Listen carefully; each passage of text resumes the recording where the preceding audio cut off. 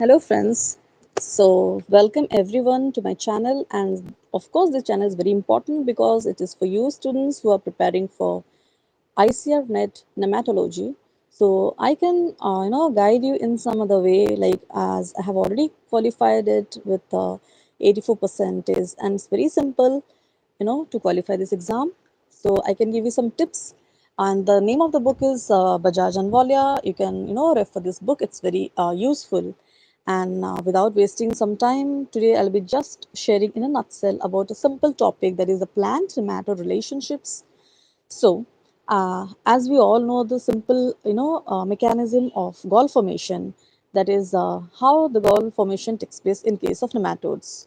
As we all know, whenever a nematode, it creates some incidents in the root surface. It also, secretes some chemicals which converts the plant protein into different amino acid. So out of the various amino acid, when tryptophan get activated, you know it converts it causes hyperplasia and hypertrophy of the cell, that is enlargement and increase in number of cell size, which cause gall formation. This is the basic simple mechanism, and with that we can also ecologically classify the plant parasitic nematodes in two different ways, that is some are above ground feeders, some are you know below ground feeders.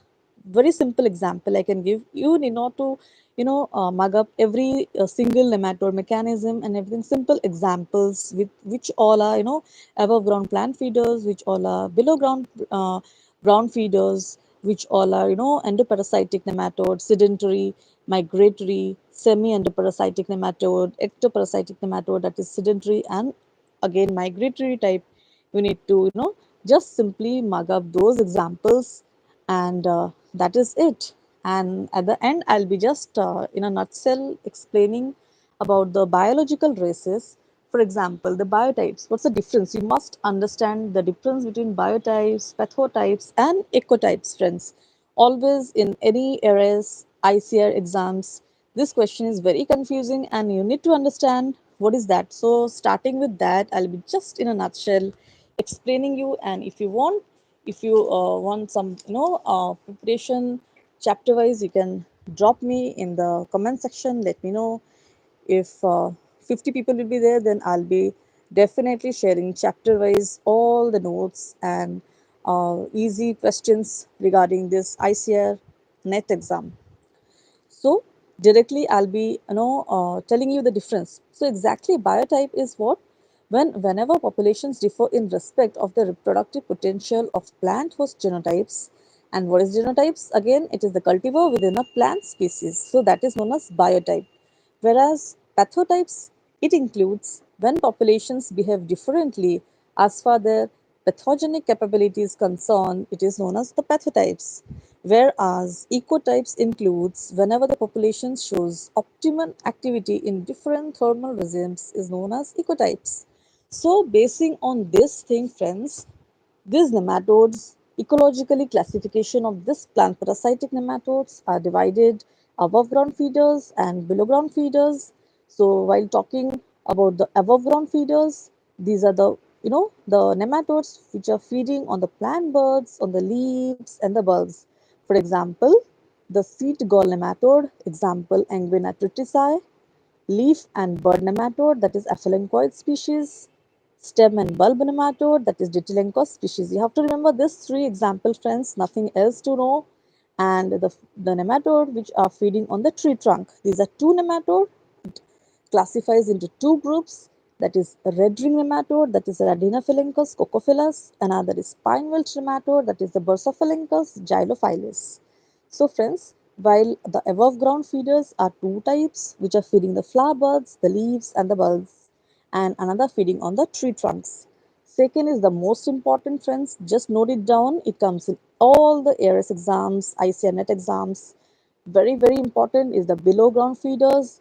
The examples, the sedentary migratory of endoparasitic, semi-endoparasitic, while the ectoparasitic is very important and every time it comes in exam with highest marks. First, I'll be telling some examples of endoparasitic sedentary, that is a cyst nematode, Heterodora species, and Globodora species, root knot nematode, that is a Melodogyna species.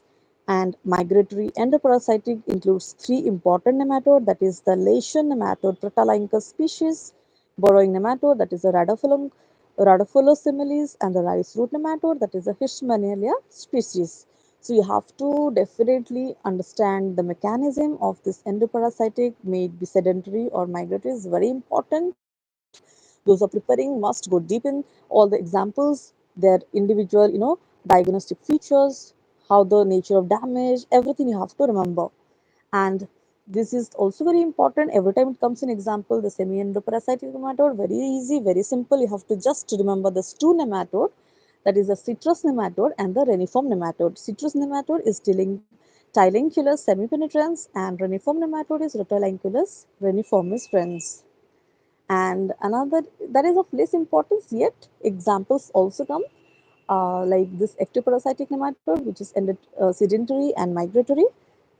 Sedentary ectoparasite includes the sheath nematode, Hemicriconemoid species, Hemicyclophora species, Cocoporus species, and migratory includes needle nematode, Longidora species, dagger nematode includes Gyphinema species, stubby nematode includes Trichodora species, pin nematode includes Paratylenchus species. So, friends, you have to just remember whether this ectoparasitic, the way of damage, simply nature of damage if you'll mug up. You can also remember how, what are the example of this endo, whether semi-endo or ectoparasitic nematode. Means, for example, if it is ectoparasitic nematode, so these are free living in the soil and they move closely in the root surface, feed intermittently on the epidermis and root hairs and near the root tip. Simply, they will never move inside it, inside the plant surface, but will detach themselves freely in the soil and move closely to the root surface and feed intermittently on the epidermis, the root hairs, and near the root tip, but they will not enter inside. For example, the migratory ectoparasitic Trichodemoid species or Trichodora species or maybe Paralymphatus species, these nematodes will spend their entire life cycle freely in the soil, and when the roots are disturbed they detach themselves. So this is the nature of the damage. Their plant the nematode relationship with the plant surface. So you have to remember this one. Once you just pictorially if you mug up or you do the tree diagram, you'll very easily able to remember the examples, the important nature of damage, how they damage the plant surface, and what is the relationship with the nematode with the plant surface. You'll easily remember, and you can, it'll be easy for you to crack any exam. So I'm just starting with this simple chapter of plant nematode relationship. Then comes the sedentary ectoparasites. So how you'll remember? First, you'll understand the nature of damage. Then you'll understand how the nematode relationships with the plant species. So here, what happens in this type of parasitisms, in case of sedentary ectoparasites, okay, what they does, the nematode, the attachment of nematode to the root surface is permanent. The attachment is permanent as it is sedentary because it will not be able to move. What is exactly sedentary? Sedentary means like it will not move as in case of migratory. So they will attach themselves to the root surface, and for this it is and it is also similar to the previous one. If it is disturbed, they will detach. For example, Hemicyclophora, Arenaria, Cocoporus pestis are the example of this nematode, friends. So in this way, we can easily, remember. Then comes the semi-endoparasitic. This relationship with this plant surface with this nematode is very interesting, very typical also, because what happens, and many times it comes in exam. For example, I have already mentioned Rotolunculus reniformis, Tylenculus semipenetrans, that is the citrus nematode and reniform nematode.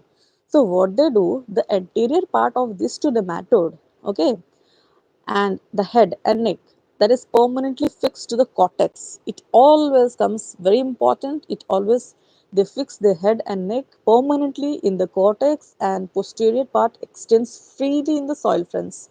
So what happens while feeding the plant surface, the root surface, this Reticulus reniformis and Stylenculus penetrans, this nematode, the anterior part, that is the amphidaria, the head area and the neck area, they are permanently fixed in the cortex, and the posterior part, that is the phasmid area, dairy area, okay, the rest part, posterior part is freely extends in the soil surface. Like they keep on hanging their head and the tail portions is freely in the soil. Okay. So this is also very interesting typical plant nematode relationships. And the final one, the most important, endoparasitic nematode. The entire nematode is found inside the root and the major portion of the plant body is found inside the plant tissue. What happens? Endoparasitic means inside the, so what happens? The entire nematode is found inside the root and completely they will embed inside the root. That's what gall formation happens. That's what endoparasitic nematode has much more importance than that of the sedentary semi-endo as well as ectoparasitic nematode.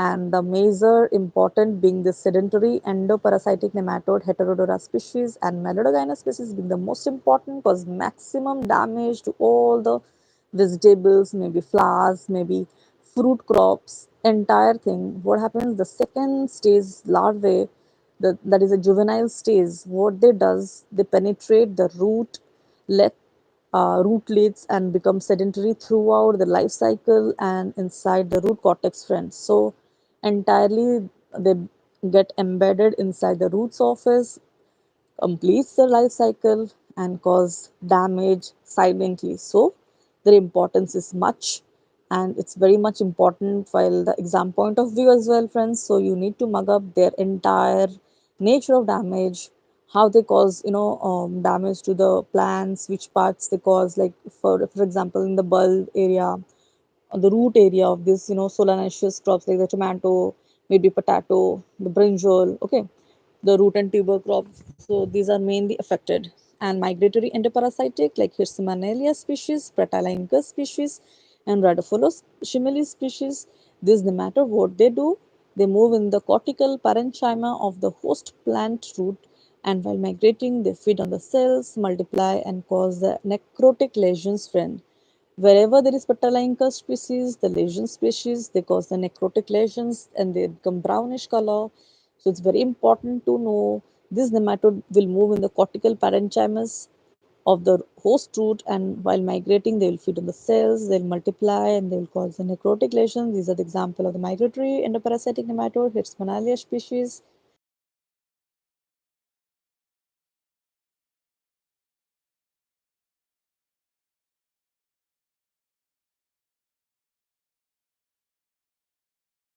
The plant nematode relationship, which is very important. Maximum questions comes indirectly in the form of natural damage, which stage causes the infection. First of all, you have to mug up all the examples, which category they fall, that is above ground feeder or below ground. You have to understand, you have to remember which are all sedentary, which all are migratory, endoparasitic or semi-endo or ectoparasitic.